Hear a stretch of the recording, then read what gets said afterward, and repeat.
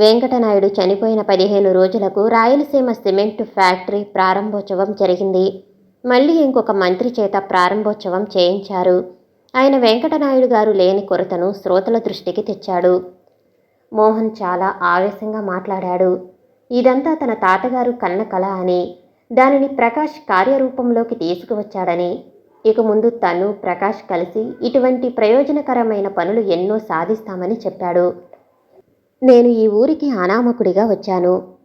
అయితే ఒక ధ్యేయంతో, లక్ష్యంతో వచ్చాను. నేను చదివిన విషయాలు వీలైనంత మందికి చెప్పి అమలుపరచాలని, నా శాయశక్తులా కృషి చేయాలని వచ్చాను. వెంకటనాయుడు గారు నా ఆశయాలను పసిగట్టారు. నా ఆలోచనలకు గౌరవం ఇచ్చారు. నాకు పూర్తి స్వాతంత్ర్యం ఇచ్చి పనిచేయమన్నారు. నేను ఈరోజు ఏమైనా చేశానని మీరు అనుకుంటే అది కేవలం నాయుడు గారి చలవ వల్లనే. ఆయన నాకు ఎంతో మేలు చేశారు. నాకు తన ఆస్తిని పంచి ఇచ్చారు. ప్రేమతో నాకు మనుమరాలను ఇచ్చి పెళ్లి చేశారు. ఆయనకు నేను ఎంతో రుణపడి ఉన్నాను. ఈ శుభ సమయంలో స్వర్గస్థులైన ఆయనకు నా కృతజ్ఞతలు తెలుపుకుంటున్నాను అన్నాడు ప్రకాష్. అందరూ సంతోషంగా చప్పట్లు కొట్టారు. ప్రకాష్ మోహన్ వైపు చూశాడు. సగం ఆస్తి వీనికి తాతగారు ఎందుకిచ్చారా అని మనసులో తిట్టుకుంటున్నట్లు కనిపించాడు. వీలు చిక్కితే అది లాక్కోవటానికి వెనుతీయడు. సభ ముగిసేసరికి 7 దాటింది. తిన్నగా ఇంటికి వచ్చాడు ప్రకాష్. హాల్లో కూర్చున్న శారద అతన్ని చూచి ఎదురు వచ్చింది. మనసులో ఉన్న మాటను ఆపుకోలేక, కంగ్రాచ్యులేషన్స్, మీరనుకున్న ఆ విషయాలు ఈనాటికి నెరవేరినవి అంది. ప్రకాష్ సూటిగా ఆమె కళ్ళల్లోకి చూశాడు. కళ్ళు లోతుగా పోయినవి. ఆమె ఆ మాటలు అన్నదే కానీ ఆమె ముఖంలో కళలేదు, పెదవుల మీద నవ్వు లేదు. అంటే ఇంకా ఆమె మనసులో అనుమాన ఛాయలు పూర్తిగా చిరిగిపోలేదు. ప్రకాష్ మాట్లాడకుండా తన రూములోకి వెళ్ళిపోయాడు. రాత్రి 2-3 గంటలకు శారద ప్రసవవేదన పడసాగింది. 1 గంట నుంచి ప్రకాష్ని లేపుదామా వద్దా అని ఆలోచిస్తూ గడిపింది. చివరికి బాధకు తట్టుకోలేక ఆయన గది తలుపుని దబదబా తట్టింది. ఎవరై ఉంటారా అని ఆయన తలుపుని తీశాడు. శారద ఎదురుగా నిలుచుంది. ఆమె నెమ్మదిగా వెళ్ళి సోఫాలో కూర్చుంది. బాధతో మూలుగుతుంది. ప్రకాష్కి ఏం చేయాలో తోచక అలాగే నిలుచున్నాడు. నోరు మాత్రం కదిపి మాట్లాడలేదు. ఏమిటలా నిలుచున్నారు? చావు బ్రతుకుల మధ్య ఉంటే కూడా మీకు పంతాలు అడ్డొచ్చాయి కదూ. ఎంత కఠినాత్ములు మీరు. అబ్బా, దయచేసి మా వదినను తీసుకురండి, వెళ్ళండి అని అరిచింది. పక్కనే ఉన్న సుబ్బమ్మను పిలిచి ఆ తర్వాత పద్మను తీసుకురావటానికి వెళ్ళాడు ప్రకాష్. అక్కడి నుంచి ఒక మనిషిని పంపించి డాక్టర్ని పిలుచుకురమ్మన్నాడు. పద్మ మంత్రసానిని పిలుచుకుని వచ్చింది. డాక్టరు పరీక్ష చేసి అంతా సవ్యంగా జరుగుతుంది, ఏం పర్వాలేదు అని చెప్పి వెళ్ళిపోయాడు. పద్మ, మంత్రసాని ఇంకా ఇతర ఆడవాళ్లు తలుపులు వేసుకున్నారు. ప్రకాష్కి శారదపై బోలెడు ప్రేమ పుట్టుకొచ్చింది. తన కొరకు తనకు బాబుని ఇవ్వాలని ఆమె ఎంత కష్టపడుతుంది. సంతానం కొరకు చావుని కూడా ఎదుర్కోవటానికి సిద్ధపడి ఉండాలి. శారదపై జాలి వేసింది ప్రకాష్కి. ఆమెను ఇంక ఎప్పుడూ విసిగించకూడదు. ఆమెకు అనుకూలంగా నడుచుకోవాలి అని నిర్ణయించుకున్నాడు. కానుపు సవ్యంగా జరిగింది. పద్మ బయటికి వచ్చి, ప్రకాష్, నాకు కోడలు పుట్టింది అని చెప్పింది. ప్రకాష్ మొదట నిరుత్సాహపడ్డాడు, బాబు కలగనందుకు. ఎవరైతేనేం అని మనసుని ఓదార్చుకున్నాడు. తర్వాత పాపకు స్నానము అది చేయించేసరికి 6 దాటింది. పద్మ ఇంటికి వెడుతూ, వెళ్ళు ప్రకాష్, నీవు పాపని చూడవచ్చు అంది. అలాగే, ఇంకో పని మనిషి ఉంటే పంపించు, శారదకు తోడుగా ఉంటుంది అని ప్రకాష్ కోరాడు. పద్మ పంపిస్తానని చెప్పింది. పద్మ చెప్పిన మాటకు పాపాయిని చూడాలనే ఆతృతతో త్వరగా ముందుకు వచ్చాడు ప్రకాష్. శారద గది తలుపు దగ్గరకు వెళ్ళగానే పాదాలు ఆగిపోయినాయి. ఆ రోజు శారద అన్న మాటలు గుర్తుకు వచ్చాయి. పుట్టబోయే నా శిశువుని కూడా మీరు చూడకూడదు. ధిక్కరిస్తే నేను, శిశువు ఒక్కసారే చస్తాము అని శారద ఆ రోజు అంది. ప్రకాష్ భయపడిపోయాడు. శారదకు అసలే కోపం ఎక్కువ. ఆమె మనసుకి ఏది తోస్తే అదే చేస్తుంది. తను తొందరపడితే ఏం ముప్పు వస్తుందోనని వెనుకకు తగ్గాడు ప్రకాష్. సుబ్బమ్మ, అమ్మగారికి కాఫీ ఇచ్చావా అని తలుపు దగ్గర నుంచుని అన్నాడు. లేదు బాబుగారు, ఇదిగో వచ్చి తయారు చేస్తాను అని సుబ్బమ్మ వంటగది వైపు వెళ్ళింది. ప్రకాష్ మాటలు విని శారద తల ఎత్తి చూచింది. లోనికి వస్తాడేమో అనే ఆశతో. నన్ను క్షమించు శారదా, జరిగింది మరిచిపో. ముత్యం లాంటి పాపను కన్నావు. మీ ఇద్దరూ నా కంటి పాపలు అని పాపను ఎత్తుకుని తన చెంప నిమురుతాడనుకుంది. ఎంతసేపటికి ప్రకాష్ లోనికి రాకపోయేసరికి ఆమెకు ఏడుపు వచ్చింది. చావు బ్రతుకుల మధ్య పోరాడి తను కంటే కనీసం కన్న కూతురినైనా చూచుకోవటానికి రాకపోయేసరికి కఠినాత్ముడు, కసాయివాడు అని మనసులో తిట్టుకుంది. ఆ రోజు తనే కదా చూడవద్దని ఆనపెట్టింది అని బుద్ధి మందలించింది. కోపంలో ఎన్నో మాటలు అనుకుంటాము, అవి పట్టుకుని జీవితాంతమూ ఉంటారా భార్యాభర్తలు? ఆయన నాతో మాట్లాడకూడదని ఇలా చేస్తున్నాడు, తప్పు అతను చేశాడు, అతనికే మాట్లాడాలని లేనప్పుడు నేను మాత్రం దేహి అని ఎందుకు పోవాలి అని ఆమెకు అభిమానం అడ్డుకొచ్చింది. కోపము, అభిమానము శారదలో జంటగా పుట్టి రోజురోజుకి పెరుగుతున్నాయి. ప్రకాష్ ఆఫీసుకు వెళదామని బయలుదేరుతుంటే టెలిగ్రామ్ వచ్చింది వనజ దగ్గర నుంచి. ఈరోజే నా పెళ్ళి, మరిచిపోవద్దు, తప్పక రావాలి అని ఉంది. ఇన్ని రోజులు కష్టపడి ఒక్క భాగం బాధ్యత తీర్చుకున్నాను అని ప్రకాష్ తృప్తి చెందాడు. వసంతకున్న బాధ్యతలు, తన చెల్లెలిని చదివించి పెళ్లి చేయాలని, తమ్ముళ్ళని చదివించాలని, ఆమె తనకు వదిలి వెళ్ళిన బరువులో కొద్దిగానైనా దించుకోగలిగాడు. తప్పకుండా పెళ్లికి వెళ్లాలనుకున్నాడు. ఆ కార్యం చూస్తేనే కానీ తన మనసు పూర్తిగా తృప్తి చెందదు.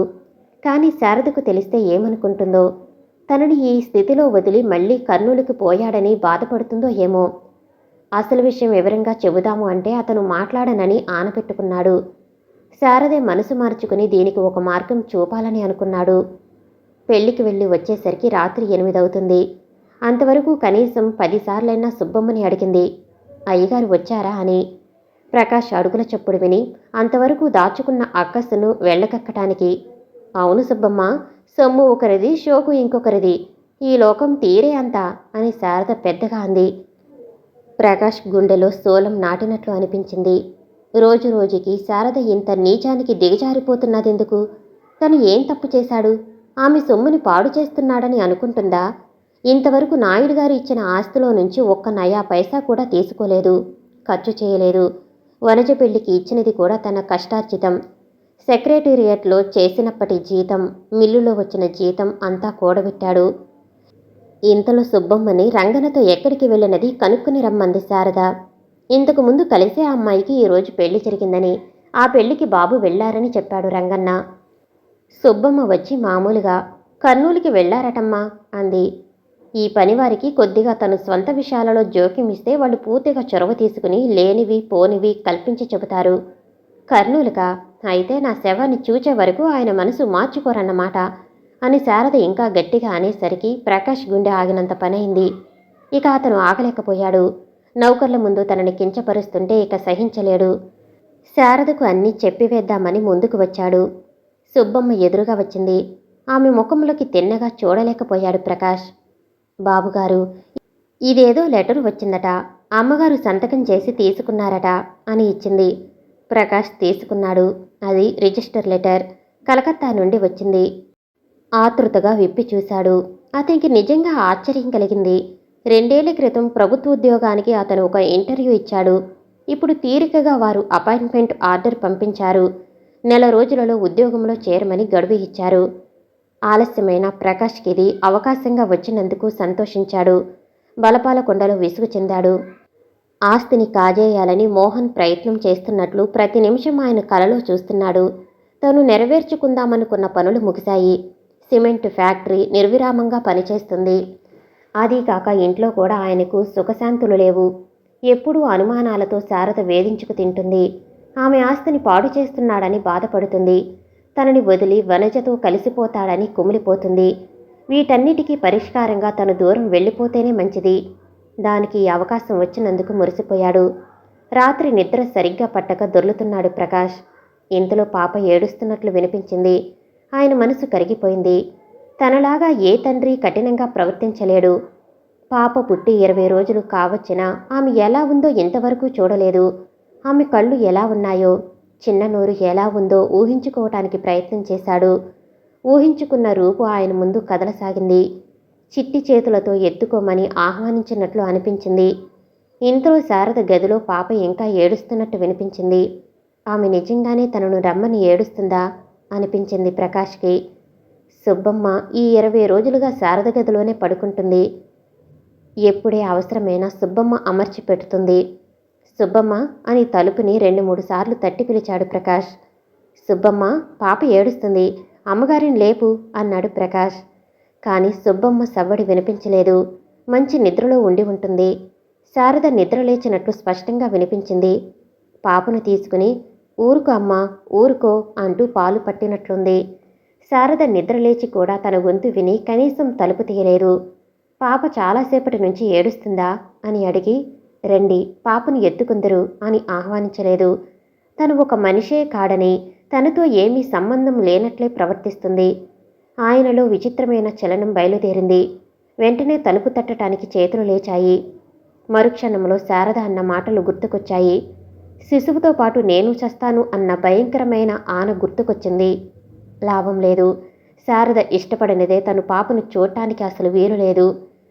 చూడకుండా తనేమో ఇంకా ఆ ఇంటిలో ఒక్క క్షణం కూడా ఉండలేడు. వెంటనే టేబుల్ దగ్గర కూర్చుని ఒక ఉత్తరం రాశాడు. ఇంకా ఏదేదో వ్రాసి తన బట్టలను పెట్టెలో సర్దుకున్నాడు. రాత్రి పాప సరిగ్గా నిద్రపోక ఏడ్చినందువల్ల శారదకు సరిగ్గా నిద్ర పట్టలేదు. ఆమె ఆలస్యంగా లేచింది. అమ్మా, బాబుగారు ఇంతకు ముందే వెళ్ళిపోయారు. ఎక్కడికి వెళ్ళిపోయారు? హైదరాబాద్కి. కర్నూలు దాకా జీపులో పోయి అక్కడి నుంచి బస్సులో వెళ్ళిపోతానన్నారు. అంత తొందరగా ఎందుకు వెళ్ళిపోయారు? ఏమైనా టెలిగ్రామ్ వచ్చిందా అని భయపడుతూ ప్రకాష్ గదిలోకి వెళ్ళింది. ఆయన ఎందుకు వెళ్ళాడో ఆమె ఊహించుకోలేకపోయింది. టేబుల్ మీద ఒక పెద్ద కవరు కనిపించింది. దానిమీద శారదకు అని వ్రాసి ఉంది. ప్రకాష్ తన గురించే బాధపడి వెళ్ళిపోయి ఉంటాడని ఆమె అనుమానపడింది. ఆమె ఆత్రంగా కవరు చించింది. అందులో ఒక ఉత్తరము. శారద పేరున ఆస్తి మార్చిన డాక్యుమెంట్లు ఉన్నాయి. డాక్యుమెంటుని చూడగానే శారదకు సగం అనుమానం దూరమైంది. శారద, నీతో మాట్లాడలేని పరిస్థితులు కల్పించుకుని నేను ఈ నెల రోజులుగా ఎంత కుమిలిపోతున్నానో ఆ భగవంతునికే తెలియాలి. నేను మంచివాణ్ణని, నీవు పొరపాటు చేశావని నేను ఈ ఉత్తరం వ్రాయటం లేదు. నీ మనసులో కదలాడుతున్న అనుమాన ఛాయలను దూరం చేయాలని నా ఉద్దేశం. సొమ్ము ఒకరిది, షోకు ఇంకొకరిది అన్నావు ఆ రోజు. మీ తాతగారు ఇచ్చిన ఆస్తిలో ఇంతవరకు నయా పైసా కూడా నేను ఖర్చు చేయలేదు. అది అంతా నీ పేరున మార్చి రిజిస్టర్ చేయించాను. డాక్యుమెంటు జతపరిచాను. భద్రంగా కాపాడుకొనగలవు. నేను కర్నూలుకు పోవటం, వనజతో కలవటం గురించి ఏవేవో అపోహలు పడ్డావు. నేను వసంతని మనస్ఫూర్తిగా ప్రేమించానని నీకు బాగా తెలుసు. ఆమె నన్ను త్వరగా పెళ్లి చేసుకుందామనుకుంది. యాక్సిడెంట్లో మరణించింది. హృదయం ఉన్న ఎవడైనా ఆమె బాధ్యతలు స్వీకరించి సాయం చేయటానికి ప్రయత్నిస్తాడు. నేను అదే చేశాను. వనజకు శేఖర్తో పెళ్లి కుదిరింది. డబ్బు లేదంటే 10,000 శాంతమ్మ గారికి ఇచ్చాను. వనజకు పెళ్లి జరిగింది. ఇవన్నీ నీకు వివరంగా చెబుదామంటే ఎన్నడూ నాకు అవకాశం ఇవ్వలేదు. ఆలోచనల కంటే అనుమానాలే ముందుగా నీ మదిలో దూరుతాయి. దానికి తోడు నీకు కోపం ఎక్కువ. నన్ను ఒక్కరోజైనా పూర్తిగా నమ్మి అర్థం చేసుకోవటానికి ప్రయత్నం చేయలేదు. అయినా నిన్ను మనస్ఫూర్తిగా ప్రేమిస్తున్నాను శారదా, ఆరాధిస్తున్నాను. పాప కలిగిన తర్వాత నా బాధ విపరీతమైంది. ఆమె ఎలా ఉందో కూడా నేను చూడలేదంటే నా మనసు ఎంత తల్లడిల్లిపోతుందో ఊహించు. గదిలో ఆమె ఏడుస్తుంటే నా గుండెను పిండినట్లు అనిపిస్తుంది. నేనేమో మాట్లాడనని ఆనపెట్టుకున్నాను. అది కూడా నీ మీద. పాపను చూడలేక, చూడకుండా ఈ ఇంటిలో ఉండలేక ఎంత యాతన పడ్డానో కన్న తల్లిగా నీవు ఊహించగలవనుకుంటాను. అందుకొరకే నేను బలపాలకొండను వదిలి వెళ్తున్నాను. 2 ఏళ్ల క్రితం ఇంటర్వ్యూ ఇస్తే ఇప్పుడు ఉద్యోగం వచ్చింది. దానికి వెళుతున్నాను. ఈర్ష్యలకు, అనుమానాలకు దూరంగా, పాపకు దూరంగా ఉండాలనుకుంటున్నాను. దీనితో రాజీనామా పత్రం జతపరిచాను. దయచేసి మోహన్కి ఇవ్వు. నీ మనసు కుదుటపడిన నాడు, నిన్ను నేను ప్రేమిస్తున్నానని నమ్మకం కుదిరిన నాడు వచ్చి కలుసుకో. నాకు ఏ అభ్యంతరం ఉండదు. నా తరపున పాపకు మొదటి ముద్దు ఇవ్వు. సెలవు, ప్రకాష్. శారద కళ్ళలో నుండి జలజల నీరు కారుతుంది. అనుమానాలతో, అభిమానంతో తన సంసారాన్ని తానే నాశనం చేసుకుంది. ప్రకాష్ని అనుమానించిన పాపానికి ఆ భగవంతుడు కూడా క్షమించడు. ఆఖరికి కన్న కూతురిని కూడా చూడనీయకుండా చేసింది. ఈ పాప నా కూతురు, నేను తీసుకువెళతాను అని ప్రకాష్ అంటే తను తాళగలదా? ఒక్క నిమిషం పాపను చూడకుండా గడపగలదా? కక్షతో, అసూయతో ప్రకాష్కి అంత కఠిన శిక్ష విధించింది. పాపం ప్రకాష్ తనలో కుమిలిపోతూ ఒక్క చెడు మాట అనలేదు. ఎంత ఉత్తముడు. ఉత్తరం తీసుకుని తన గదిలోకి వచ్చింది. ఏం చెయ్యాలో తోచలేదు ఆమెకి. ఆలస్యం చేస్తే ప్రకాష్ ఉద్యోగంలో చేరాలని ఏ ఊరికి వెళుతాడో ఏమో. వెంటనే వెళ్ళిపోవాలని నిశ్చయం చేసుకుంది. శారద హైదరాబాదుకు చేరేసరికి సాయంత్రం 6 దాటింది. తలుపు తట్టగానే విమలమ్మ తలుపు తెరిచి ఆశ్చర్యపోయింది. రెండింటికి వచ్చిన ప్రకాష్ శారద వస్తుందని కానీ ఇంకే ఇతర విషయం కానీ చెప్పలేదు. రా అమ్మా, ఎలా ఉంది నీ ఒంట్లో అని విమలమ్మ లోనికి ఆదరంగా తీసుకువెళ్ళింది. పాపను ఎత్తుకుని పుత్తడి బొమ్మలా ఉందని మురిసిపోయింది. మీ కొడుకు కనిపించరేం అత్తయ్యా అడిగింది శారద. రూములో ఉన్నాడమ్మా. దెబ్బలాడుకున్నారా? వాడు అదో రకంగా ఉన్నాడు అనుమానంగా అడిగింది విమలమ్మ. లేదు, ఒక్క నిమిషం అని పాపను ఎత్తుకుని ప్రకాష్ కూర్చున్న గదిలోకి పోయింది. ఇంత దూరం వచ్చాడే కానీ ఆయన తనలో తాను వాదించుకుంటున్నట్లు, తను చేసిన పని సరి అయినది కానిది అనుకుంటున్నట్లు చూడగానే గ్రహించింది. ఆయనను చూడగానే ఆమె కంటిలో నీరు సుడులుగా తిరిగింది. పాపను తీసుకోండి అని అందివ్వబోయింది శారద. ప్రకాష్ ఆశ్చర్యపోయాడు. ఆమె ఇంత తొందరగా మారుతుందని అతను అనుకోలేదు. తీసుకోండి ప్లీజ్ అనగానే పాపను తీసుకున్నాడు ప్రకాష్. శారద ఆయన పాదాల మీద పడింది, ఏడవసాగింది. నన్ను ఈసారికి క్షమించండి. ఎన్నోసార్లు మీ మీద అనుమానాలు పడ్డాను. ఎప్పుడూ నేనే పొరపాటు చేశాను. నా మనసు సంకుచితమైనది. నన్ను క్షమించండి. ఇన్ని రోజులు మిమ్మల్ని నరకయాతన పెట్టినందుకు నన్ను క్షమించండి అని పాదాలు గట్టిగా పట్టుకుంది. లే శారదా, లే. నీ స్థానం నా హృదయంలో ఉందని ఇంతకు ముందే చెప్పాను. నమ్మకం అనే పునాది మీదే దాంపత్యం చెదరక నిలిచేది. నన్ను పూర్తిగా నమ్మలేదనే నేను పడే బాధ.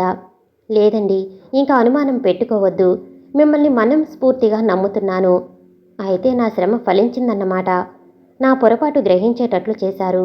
కానీ ఇప్పుడు ప్రభుత్వ ఉద్యోగం వెతుక్కుంటూ పోవటం పొరపాటు. సిమెంట్ ఫ్యాక్టరీ మీరు లేకుండా నడవదు. అన్నయ్య మీరు లేందే ఏ పని చేయలేడు. దయచేసి బరపాలకొండకు పదండి అని కోరింది శారద. నేను చేయవలసింది చేశాను శారదా. నన్ను బయటికి పోయి ఇంకా కొన్ని మంచి పనులు చేయని. మంచి పనులు మీరు ఎక్కడున్నా చేయగలరు. సగం ఆస్తి మీ పేరున ఉంటుంది. అది మీ సొమ్ము. మీ ఇష్టం వచ్చినట్లు ఖర్చు చేయండి. దయచేసి మీరు అక్కడికి పదండి. ఈ రాజీనామా పత్రం చించివేయండి అని ఆయన చేతికి ఇచ్చింది. ప్రకాష్ ఇంకా ఆలోచించటం చూచి, ఉద్యోగం 2 ఏళ్లకు వచ్చిందంటున్నారు. మీరు అన్నీ ఉండి ఈ ఉద్యోగానికి పోవటం తగదు. మీరు వెళ్లకుంటే ఏ ఆసరా లేని వారికి అది రావచ్చు. మీరు వెళ్ళక ఒక మంచి పని చేసిన వారవుతారు. ప్రకాష్ అర్థం చేసుకున్నాడు. ఉద్యోగం రాక ఎంతమందో బాధపడటం తను ప్రత్యక్షంగా చూశాడు. ఎంఎస్సి పాస్ అయ్యి క్లర్కులుగా జీవితం వెళ్ళబుచ్చుతున్నారు. ఈ ఉద్యోగం అటువంటి వారికి వస్తే ఎంతో సాయంగా ఉంటుంది. ప్రకాష్ వెంటనే కాగితాన్ని చించివేశాడు. ఇదిగో పాప, నాన్న గుర్తుపట్టావా? మీ నాన్నగారు అని పాపకు చెప్పింది శారద. ప్రకాష్ నవ్వాడు. పాపను చెంప మీద ముద్దు పెట్టుకున్నాడు. శారద ఆయన భుజం మీద ఆనుకుని, పాప పేరు ఏం పెట్టాలనుకుంటున్నానో మీకు తెలుసా అని అడిగింది. అతను తల అడ్డంగా తిప్పాడు. వసంత. అవును, మన పాప పేరు వసంత. ఆమె పేరుతో పాత విషయాలు మన పాపలోనే మెదులుతాయి. మీరు మమ్మల్ని వదిలి ఎక్కడికి వెళ్ళలేరు అంది శారద. ఈసారి ప్రకాష్ పెదవులు శారద పెదవుల కొరకు వెతుకులాడాయి. సమాప్తం. నేను వినిపించే ఆడియో కథలు, నవల్స్ మీకు నచ్చినట్లయితే మరిన్ని కథల కోసం షేర్ చేసి, లైక్ చేసి, సబ్స్క్రైబ్ చేసుకోండి. Thank you for watching.